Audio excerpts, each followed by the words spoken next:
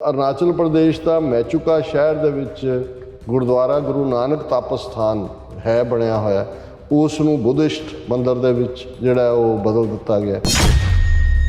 ਇਹ ਸਿਸਟੇਮੈਟਿਕਲੀ ਮੇਘਾਲਿਆ 'ਚ ਉਜਾੜਨਾ ਔਰ ਡਾਂਗ ਮਾਰ ਦੇ ਥੱਲੇ ਉੱਥੇ ਹੀ ਹੈ ਉਹ, ਔਰ ਬੁੱਧਿਸਟ ਮੰਦਰਾਂ 'ਚ ਕਨਵਰਟ ਕਰਨਾ, ਇਹ ਕੀ ਮੈਸੇਜ ਦੇ ਰਹੇ? ਇਹ ਸੱਚਮੁੱਚ ਇਹਨਾਂ ਦਾ ਸਿੱਖਾਂ ਦੇ ਟਰਸਟ ਹੁੰਦਾ ਜਾਂ ਹੋਏ, ਇਹ ਤਾਂ ਕਹਿਣ ਵੀ ਹਰ ਨਾਰਥ ਈਸਟ ਦੀ ਸਟੇਟ 'ਚ ਜੇ ਕਿਸੇ ਗੁਰਦੁਆਰਾ ਬਣਾਉਣਾ ਚਾਹਣ ਹੋਏ ਸਿੱਖਾਂ ਨੂੰ ਉੱਥੇ ਜਾ ਕੇ ਵਸਾਓ ਵੀ, ਤਾਂ ਕਿ ਮੁਲਕ ਨੂੰ ਡਿਫੈਂਡ ਕਰਨ, ਜੇ ਇਹਨਾਂ ਦਾ ਇਤਬਾਰ ਹੁੰਦਾ। ਉਹਨਾਂ ਨੂੰ ਲੱਗਦਾ ਵੀ ਸਿੱਖਾਂ ਦੀ ਇੱਥੇ ਪ੍ਰੈਜ਼ੈਂਸ ਕੱਲ੍ਹ ਨੂੰ ਜੇ ਚਾਈਨਾ ਨੇ ਇੱਧਰ ਨੂੰ ਮੂੰਹ ਕੀਤਾ ਜਿਹੜਾ ਉਹਨੇ ਅਲਟੀਮੇਟਲੀ ਕਰਨਾ, ਤੇ ਸਿੱਖ ਤਾਂ ਉਹ ਜੇ ਖਾਲਿਸਤਾਨ ਨੂੰ ਮਾਨਤਾ ਦੇ ਕੇ ਚਾਈਨਾ ਆਉਂਦਾ, ਸਿੱਖ ਤਾਂ ਹਾਰ ਲੈ ਕੇ ਅੱਗੇ ਜਾਣਗੇ। ਜੋ ਇਹਨਾਂ ਦਾ ਫੀਅਰ, ਇੱਕ ਪਾਸੇ ਤਾਂ ਸਿੱਖ ਫੌਜੀ ਜਿਹੜੇ ਅਰੁਣਾਚਲ ਪ੍ਰਦੇਸ਼ ਨਾਲ ਲੱਗਦੀ ਚੀਨ ਦੀ ਹੱਦ ਦੇ ਉੱਤੇ ਜਿਹੜਾ ਜਦੋਂ ਵੰਗਾਰ ਆਉਂਦੀ ਹੈ ਉਹ ਬਾਖੂਬੀ ਜਵਾਬ ਦੇ ਰਹੇ ਨੇ, ਪਰ ਇਹ ਕੀ ਕਾਰਨ ਹੈ ਕਿ ਵੀ ਇਹ ਕੌਣ ਲੋਕਲ ਲੋਕਾਂ ਨੂੰ ਭੜਕਾ ਕੇ ਸਿੱਖਾਂ ਦੇ ਧਾਰਮਿਕ ਸਥਾਨ ਖਤਮ ਕਰਵਾਉਣ ਦਾ ਕੌਣ ਯਤਨ ਕਰ ਰਿਹਾ ਹੈ?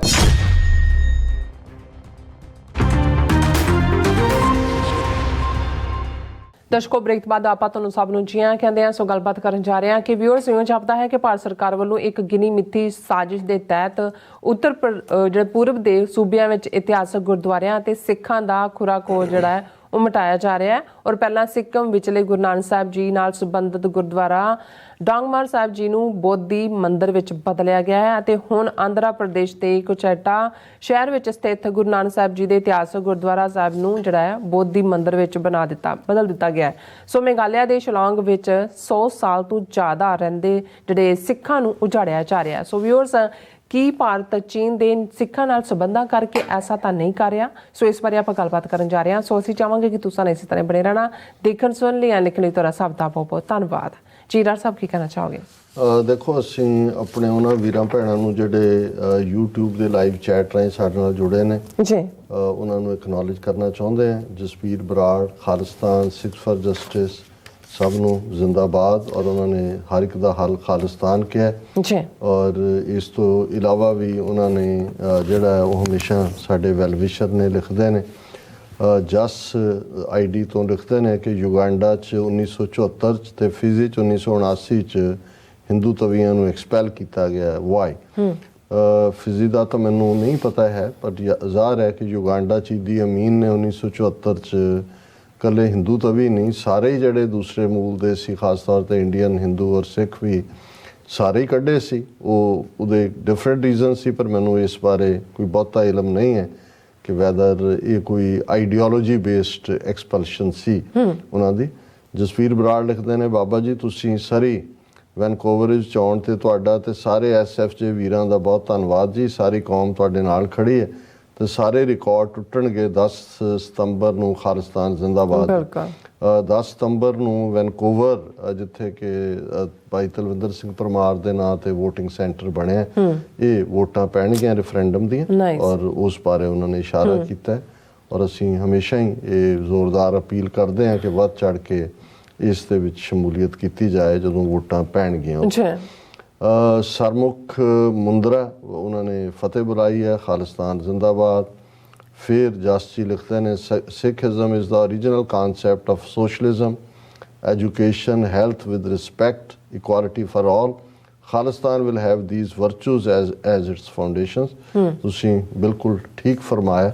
ਇਹ ਜਿੰਨੀਆਂ ਵੀ ਵਿਚਾਰਧਾਰਾਵਾਂ, ਇਸ ਦਾ ਪ੍ਰੋਟੋਟਾਈਪ ਜਿਹੜਾ ਹੈ ਉਹ ਸਿੱਖ ਮਾਡਲ 'ਚ, ਖਾਲਸਾ ਮਾਡਲ ਦੇ ਵਿੱਚ ਮੌਜੂਦ ਹੈ। ਔਰ ਅਕਾਲ ਪੁਰਖ ਰਹਿਮਤ ਕਰਨ, ਸਾਨੂੰ ਆਪਣਾ ਮੁਲਕ ਬਖਸ਼ਣ, ਔਰ ਅਸੀਂ ਸੱਚਮੁੱਚ ਇੱਕ ਇਨਸਾਨੀਅਤ ਆਧਾਰਿਤ, ਜਿੱਥੇ ਜਿਸ ਪ੍ਰਥਾਏ ਭਗਤ ਰਵਿਦਾਸ ਜੀ ਨੇ ਫਰਮਾਇਆ ਸੀ, ਬੇਗਮਪੁਰਾ ਸ਼ਹਿਰ ਕੋ ਨਾਓ, ਦੁੱਖ ਅੰਦੋ ਨਹੀਂ ਤੈ ਠਾਓ, ਨਾ ਤਸ਼ਵੀਸ਼ ਖਰਾਜ ਨਾ ਮਾਲ, ਖੌਫ ਨਾ ਖਤਾ ਨਾ ਤਰਸ ਜਵਾਲ, ਅਬ ਮੋਹੇ ਖੂਬ ਵਤਨ ਗਹਿ ਪਾਈ, ਉਹਾਂ ਖੈਰ ਸਦਾ ਮੇਰੇ ਪਾਈ। ਇਸ ਕਿਸਮ ਦੀ ਆਈਡੀਅਲ ਸਟੇਟ ਹੋਏਗੀ। ਸ਼ਿੰਦਾ ਸਿੰਘ ਗਰਚਾ, ਉਹਨਾਂ ਨੇ ਖਾਲਿਸਤਾਨ ਰੈਫਰੈਂਡਮ ਜ਼ਿੰਦਾਬਾਦ। Shinda Gill, Mahatma Gandhi, heavy one god she eat every day helmets. ਚਲੋ, ਇੱਕ ਮਜ਼ਾਹੀਆ ਅੰਦਾਜ਼ 'ਚ ਹੈ। ਸਾਡੇ ਵੀ ਇੱਥੇ ਇੱਕ ਵਾਰੀ ਡੈਮੋਨਸਟ੍ਰੇਸ਼ਨ ਸੀ ਤਾਂ ਇੱਕ ਸੱਜਣ ਆਇਆ, ਕਹਿੰਦੇ ਦੇਖੋ ਗਾਂਧੀ ਪੀਂਦਾ ਤਾਂ ਬੱਕਰੀ ਦਾ ਦੁੱਧ ਸੀ, ਪਰ ਬੱਕਰੀ ਨੂੰ ਬਦਾਮ ਖਵਾਉਂਦਾ ਸੀ। ਕਹਿੰਦਾ ਮੈਨੂੰ ਬਦਾਮਾਂ ਦਾ ਅਸਰ ਪਹੁੰਚ ਜਾਂਦਾ। ਬਿਲਕੁਲ।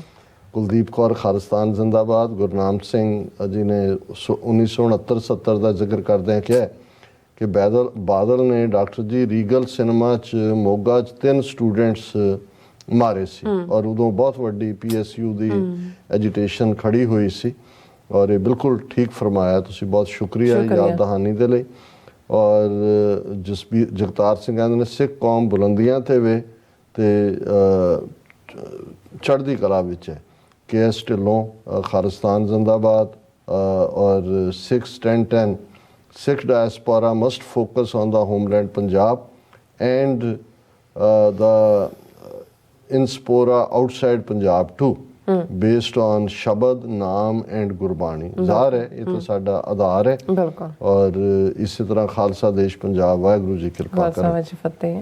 ਹੁਣ ਜਿਹੜਾ ਇਸ਼ੂ ਅਸੀਂ ਡਿਸਕਸ ਕਰਨ ਜਾ ਰਹੇ, ਬੇਸ਼ੱਕ ਕਈਆਂ ਨੂੰ ਲੱਗੇਗਾ ਕਿ ਵੀ ਇਹ ਫਾਰ ਫੈਚਡ ਹੈ, ਕਿ ਜਿਹੜੇ ਦੂਰ ਦੂਰ ਡਾਟ ਨੇ ਉਹਨਾਂ ਨੂੰ ਜੋੜਨ ਦੀ ਕੋਸ਼ਿਸ਼ ਕੀਤੀ ਗਈ ਹੈ, ਪਰ ਕਦੇ ਵੀ ਬ੍ਰਾਹਮਣ ਮਾਈਂਡ ਨੂੰ, ਹਿੰਦੂਤਵਾ ਮਾਈਂਡ ਨੂੰ ਅੰਡਰ ਐਸਟੀਮੇਟ ਨਾ ਕਰੋ। ਅੱਜ ਹੀ ਮੇਰੀ ਕਿਸੇ ਨਾਲ ਗੱਲ ਹੋ ਰਹੀ ਸੀ ਤੇ ਉਹਨਾਂ ਨੇ, ਮਲਕ ਸਾਹਿਬ ਨੇ, ਉਹਨਾਂ ਦੀ ਕਾਲ ਅਕਸਰ ਆਉਂਦੀ ਹੈ, ਉਹ ਕਹਿਣ ਲੱਗੇ ਕਿ ਜੀ ਅਸੀਂ ਬਹੁਤ ਵਾਰ ਰਿਐਕਟਿਵ ਪੋਲਿਟਿਕਸ ਤੋਂ ਅੱਗੇ ਨਹੀਂ ਗਏ, ਪਰ ਇਹਨਾਂ ਕੋਲ ਤਾਂ 4000 ਸਾਲ ਦਾ ਇੰਟੈਲੈਕਟ ਹੈ। ਮੈਂ ਕਿਹਾ ਜੀ ਐਜੂਕੇਸ਼ਨ ਰਿਜ਼ਰਵੇਸ਼ਨ ਹੈ ਕਿ ਵੀ ਇਹਨਾਂ ਨੇ ਤਾਂ 4000 ਸਾਲ ਤੋਂ ਆਪਣੇ ਨਾਂ ਐਜੂਕੇਸ਼ਨ ਰਿਜ਼ਰਵ ਕੀਤੀ ਹੋਈ ਸੀ ਕਿ ਹੋਰ ਕੋਈ ਲੈ ਹੀ ਨਹੀਂ ਸਕਦਾ। ਇਸ ਲਈ ਉਹਨਾਂ ਦੇ ਤੌਰ ਤਰੀਕੇ ਕੀ ਨੇ, ਕਿੱਥੇ ਬਲ ਹੈ ਤੇ ਕਿੱਥੇ ਛਲ ਹੈ, ਉਹ ਦੋਨਾਂ ਨੂੰ ਹੀ ਬੜੀ ਬਾਖੂਬੀ ਵਰਤਦੇ ਨੇ। ਔਰ ਅਸੀਂ ਇਹ ਲੇਟਲੀ ਭਾਈ ਅੰਮ੍ਰਿਤਪਾਲ ਸਿੰਘ ਐਪੀਸੋਡ 'ਚ ਦੇਖਿਆ ਕਿ ਉਹਨਾਂ ਨੇ ਜਿਹੜਾ ਬਲ ਦੀ ਤਾਂ ਲੋੜ ਹੀ ਨਹੀਂ ਪਈ ਉਹਨਾਂ ਨੇ ਛਲ ਦੇ ਨਾਲ ਹੀ ਜਿਹੜਾ ਉਹ ਬਲ ਨੂੰ ਲਪੇਟ ਲਿਆ। ਹੁਣ ਜਦੋਂ ਅਸੀਂ ਇਹ ਬੜੀ ਸਿਸਟਮੈਟਿਕਲੀ ਦੇਖਦੇ ਹਾਂ ਵੀ ਇੱਕ ਪਾਸੇ ਤਾਂ ਜਦੋਂ ਗੁਰਦੁਆਰਾ ਗਿਆਨ ਗੋਦੜੀ ਹਰਿਦੁਆਰ ਦਾ ਜ਼ਿਕਰ ਹੋਇਆ ਕਿ ਭਾਈ ਉੱਥੋਂ ਕਿਵੇਂ ਉਹਨਾਂ ਨੇ 1984 ਤੋਂ ਬਾਅਦ ਉਹ ਇਤਿਹਾਸਕ ਗੁਰਦੁਆਰਾ ਹੈ ਜਿੱਥੇ ਗੁਰੂ ਨਾਨਕ ਸਾਹਿਬ ਨੇ ਖਲੋ ਕੇ ਬ੍ਰਾਹਮਣਵਾਦ ਨੂੰ ਚੈਲੰਜ ਕੀਤਾ ਸੀ, ਉਹ ਸਾਰਾ ਪਾਣੀ ਇੱਧਰ ਸੁੱਟਣ ਵਾਲਾ ਸੂਰਜ ਵੱਲ ਦਾ ਵਾਕਿਆ, ਉੱਥੇ ਅੱਜ ਸਕਾਊਟਸ ਦਫ਼ਤਰ ਹੈ। ਸਿੱਖ ਮੰਗ ਵੀ ਕਰ ਰਹੇ ਨੇ, ਸਰਕਾਰਾਂ ਵੀ ਬਣੀਆਂ ਚਲੀਆਂ ਗਈਆਂ, BJP ਦੀ ਹਕੂਮਤ ਬਾਦਲ ਕੇ ਵੀ ਰਹੇ, ਉੱਤਰਾਖੰਡ 'ਚ ਵੀ BJP ਦੀ ਸਰਕਾਰ ਰਹੀ, ਉੱਤਰਾਂਚਲ 'ਚ, ਲੇਕਿਨ ਉਹ ਅੱਜ ਵੀ ਉਹਨੂੰ ਮਲੀਆਮੇਟ ਕਰਤਾ ਗਿਆ। ਫਿਰ ਅਸੀਂ ਮੰਗੂ ਮੱਠ ਦੇ ਹਵਾਲੇ ਨਾਲ ਦੇਖਦੇ ਹਾਂ, ਜਗਨਨਾਥਪੁਰੀ ਉੜੀਸਾ, ਜਿੱਥੇ ਅਗੇਨ ਬ੍ਰਾਹਮਣਵਾਦ ਨੂੰ ਚੈਲੰਜ, ਉਹ ਗਾਇਬ ਕਰ ਦਿੱਤਾ ਗਿਆ। ਪਰ ਇਹ ਤਾਂ ਸਮਝ ਆ ਸਕਦਾ ਹੈ ਵੀ ਇਹਨਾਂ ਨੂੰ ਇਹ ਹਿੰਦੂ ਹਾਰਟਲੈਂਡ ਦੇ ਵਿੱਚ, ਜਿੱਥੇ ਉਹਨਾਂ ਨੂੰ ਇਹ ਲੱਗਦਾ ਸੀ ਕਿ ਗੁਰੂ ਨਾਨਕ ਸਾਹਿਬ ਨੇ ਖਲੋ ਕੇ ਚੈਲੰਜ ਕੀਤਾ, ਉਸ ਚੈਲੰਜ ਨੂੰ ਚੁੱਪ ਕਰਾਉਣਾ, ਬੰਦ ਕਰਾਉਣਾ। ਪਰ ਜਦੋਂ ਅਸੀਂ ਨਾਰਥ ਈਸਟ ਦੇ ਸੂਬਿਆਂ 'ਚ ਦੇਖਦੇ ਹਾਂ, ਉਹ ਮੇਘਾਲਿਆ ਹੋਏ, ਉਹ ਸਿੱਕਮ ਹੋਏ, ਜਾਂ ਹੁਣ ਅਰੁਣਾਚਲ ਪ੍ਰਦੇਸ਼ ਹੋਏ, ਜਿੱਥੇ ਸਿੱਖ ਫੌਜੀ ਜਿਹੜੇ ਨੇ ਉਹ ਆਈ ਟੂ ਆਈ ਚੀਨੀਆਂ ਦੇ ਬਰਾਬਰ ਖੜੇ ਨੇ। ਗਲਵਾਨ ਵੈਲੀ ਦੇ ਵਿੱਚ ਵੀ ਅਸੀਂ ਦੇਖਿਆ ਕਿ ਭਾਈ ਉੱਥੇ ਕੀ ਵਾਪਰਦਾ ਹੈ।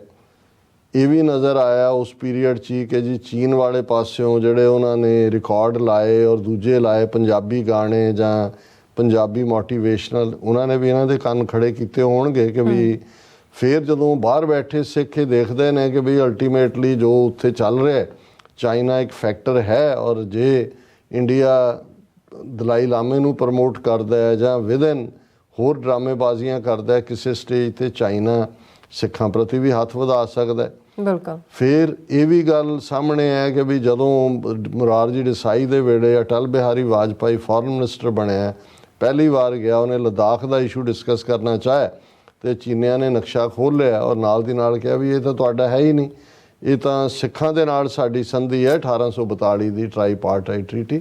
ਜਦੋਂ ਮੌਕਾ ਹੋਇਆ ਸੀ ਸਿੱਖਾਂ ਨਾਲ, ਇਹ ਤਾਂ ਕਦੇ ਪਾਰਟ ਆਫ ਇੰਡੀਆ ਹੈ ਹੀ ਨਹੀਂ, ਇਹ ਤਾਂ ਪਾਰਟ ਆਫ ਸਿੱਖ ਐਮਪਾਇਰ ਹੈ। ਔਰ ਉਹ ਸਾਰਿਆਂ ਨੂੰ, ਔਰ ਇਹਨੂੰ ਈਵਨ ਗਾਂਧੀ ਦਾ ਪੋਤਾ ਰਾਜਮੋਹਨ ਕੇ ਕੀ ਨਾਂ, ਉਹਨੇ ਵੀ ਮੈਂਸ਼ਨ ਕੀਤਾ, ਹੋਰ ਵੀ ਥਾਵਾਂ 'ਤੇ ਆਇਆ। ਹੁਣ ਇਹ ਰਿਮੋਟ ਨੇ, ਹਾਲਾਂ ਚਾਈਨਾ ਦੇ ਵਿੱਚ ਕੋਈ ਮੇਜਰ ਹਿਸਟੋਰੀਕਲ ਗੁਰਦੁਆਰਾ ਜਾਂ ਹਿਸਟੋਰੀਕਲ ਸਾਈਟ ਨਹੀਂ ਹੈ। ਬੇਸ਼ੱਕ 47 ਤੋਂ ਪਹਿਲਾਂ, 48 ਤੋਂ ਪਹਿਲਾਂ ਜਦੋਂ ਚਾਈਨਾ ਹੋਇਆ, ਸ਼ੰਘਾਈ ਦੇ ਵਿੱਚ ਦੂਸਰੇ 'ਚ ਗੁਰਦੁਆਰੇ ਮੌਜੂਦ ਸੀ। ਉਹ ਜਿਹੜਾ ਸ਼ੰਘਾਈ ਦਾ ਗੁਰਦੁਆਰਾ ਸੀ ਉਹਨੂੰ ਉਹਨਾਂ ਨੇ ਇੱਕ ਹਿਸਟੋਰੀਕਲ ਮੋਨੂਮੈਂਟ 'ਚ ਬਦਲਿਆ ਹੋਇਆ। ਹੁਣ ਜਿਹੜੀਆਂ 3 ਇਹਨਾਂ ਸਟੇਟਾਂ ਦੇ ਵਿੱਚ ਅਸੀਂ ਦੇਖਦੇ ਹਾਂ, ਅੱਜ ਤੋਂ ਕੁਝ ਸਾਲ ਪਹਿਲਾਂ ਇਹੀ ਦਿੱਲੀ ਰਜੀਮ ਦੇ ਥੱਲੇ ਇਹ ਖਬਰ ਸਾਹਮਣੇ ਆਈ ਕਿ ਸਿੱਕਮ ਦੇ ਵਿੱਚ ਗੁਰੂ ਨਾਨਕ ਸਾਹਿਬ ਦੀ ਯਾਦ 'ਚ ਮੌਜੂਦ ਜਿਹੜਾ ਗੁਰਦੁਆਰਾ ਡੋਂਗਮਾਰ, ਉਸ ਨੂੰ ਬੁੱਧਿਸਟ ਮੰਦਿਰ ਦੇ ਵਿੱਚ ਬਦਲ ਦਿੱਤਾ ਗਿਆ। ਹੁਣ ਇਹਨਾਂ ਸਟੇਟਾਂ 'ਚ ਹਿੰਦੂ ਮੰਦਿਰ ਤਾਂ ਬਣਾ ਨਹੀਂ ਸਕਦੇ ਕਿਉਂਕਿ ਹੈ ਹੀ ਉਹ ਬੁੱਧਿਸਟ ਮੈਜੋਰਟੀ ਨੇ ਇਸ ਕਿਸਮ ਦੇ। ਤੇ ਇਹ ਸਿੱਖ ਗੁਰਦੁਆਰਾ ਜਿਸ ਨੂੰ ਪ੍ਰੋਪਰਲੀ ਆਇਡੈਂਟੀਫਾਈ ਕਰਕੇ ਸਿੱਖਾਂ ਨੇ ਪ੍ਰੋਪਰ ਕਾਰ ਸੇਵਾ ਔਰ ਦਿੱਲੀ ਕਮੇਟੀ ਨੇ ਵੀ ਉਹਦੇ 'ਚ ਸਹਿਯੋਗ ਕੀਤਾ ਸੀ, ਉਹ ਕਿਵੇਂ ਗਾਇਬ ਕਰ ਦਿੱਤਾ ਗਿਆ। ਔਰ ਇਹਦੇ ਬਾਵਜੂਦ ਕਿ ਮੰਗ ਚੱਲ ਰਹੀ ਸੀ ਕਿ ਭਾਈ ਇਹਨੂੰ ਰੀਸਟੋਰ ਕਰੋ, ਲੇਕਿਨ ਇਹ ਗੱਲ ਚੱਲ ਫਿਰ ਅਸੀਂ ਜਿਹੜੀ ਜੇ ਸਿੱਖ ਆਬਾਦੀ ਦਾ ਕਹਿਣਾ ਹੋਏ ਤੇ ਫਿਰ ਸ਼ਿਲੌਂਗ ਦੇ ਵਿੱਚ ਮੇਘਾਲਿਆ, ਜਿੱਥੇ ਸਿੱਖ ਵਿਚਾਰੇ ਭਾਵੇਂ ਉਹ ਗਰੀਬ ਜਿਹੜੇ ਸਫਾਈ ਕਰਨ ਦੇ ਲਈ ਅੰਗਰੇਜ਼ ਲੈ ਕੇ ਗਏ ਉਹਨਾਂ ਨੂੰ 1880s ਦਾ 150 ਸਾਲ ਪਹਿਲਾਂ, ਉਹ ਜਿਸ ਏਰੀਏ 'ਚ ਰਹਿੰਦੇ ਨੇ ਉੱਥੋਂ ਉਹਨਾਂ ਨੂੰ ਉਜਾੜਨ ਦੀ ਲਾਈਨ, ਉਹਦੇ 'ਚ ਉਹਨਾਂ ਨੇ ਗੁਰਦੁਆਰਾ ਵੀ ਬਣਾਇਆ ਹੋਇਆ, ਸਕੂਲ ਵੀ ਬਣਾਇਆ ਹੋਇਆ। ਔਰ ਉਹਨਾਂ ਦੇ ਉੱਤੇ ਹਮਲਾ ਵੀ ਉਦੋਂ ਹੁੰਦਾ ਜਦੋਂ ਬੀਜੇਪੀ ਜਿਹੜੀ ਹੈ ਉਸ ਮੇਘਾਲਿਆ ਗਵਰਨਮੈਂਟ ਦੇ ਵਿੱਚ ਹਿੱਸੇਦਾਰ ਸੀ। ਉਹ ਬਹਾਦਰ ਸਿੱਖ ਨੇ, ਬਹੁਤੇ ਮਝੈਲ ਨੇ, ਉਹਨਾਂ ਨੇ ਰਜਿਸਟ ਕੀਤਾ, ਦੌੜਾ ਦਿੱਤਾ। ਲੇਕਿਨ ਹੁਣ ਜਿਵੇਂ ਤੁਸੀਂ ਖਬਰ ਇਸ ਹਫਤੇ ਦੀ ਦੇਖਦੇ ਹੋ, Shillong Sikhs reject relocation plan,